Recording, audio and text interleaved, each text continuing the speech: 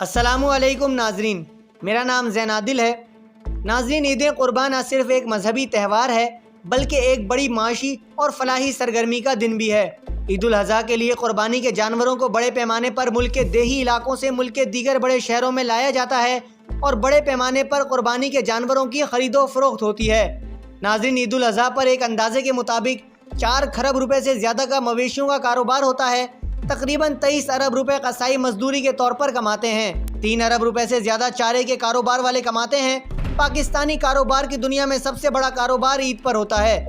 اس کے نتیجے میں غریبوں کو مزدوری ملتی ہے، کسانوں کا چارہ فروخت ہوتا ہے، دیہاتیوں کو مویشیوں کی اچھی قیمت ملتی ہے۔ اربوں روپے گاڑیوں میں جانور لانے اور لے جانے والے کماتے ہیں۔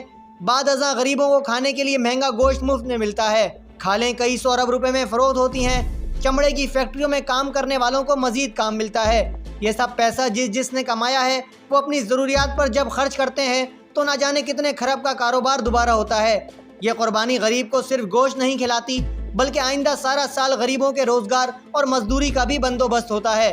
دنیا کا کوئی ملک کروڑوں اربوں روپے امیروں پر ٹیکس لگا کر پیسہ غریبوں میں بانٹنا شروع کر دے تب بھی غریبوں اور ملک کو اتنا فائدہ نہیں ہونا جتنا اللہ کے اس ایک حکم کو ماننے سے ایک مسلمان ملک کو فائدہ ہوتا ہے۔ اکنامکس کی زبان میں سرکولیشن آف ویلتھ کا ایک ایسا چکر شروع ہوتا ہے کہ جس کا حساب لگانے پر عقل دنگ رہ جاتی ہے۔ بے شک اللہ تعالیٰ کے ہر حکم میں مسلمان کے لیے فائدہ ہے۔ ناظرین، اگر آپ کو ہماری حقائق پر مبنی ویڈیو پسند آئی ہے تو ہمارا چینل سبسکرائب کریں اور ویڈیو کو لائک کرنا ہرگز مت بھولیے گا۔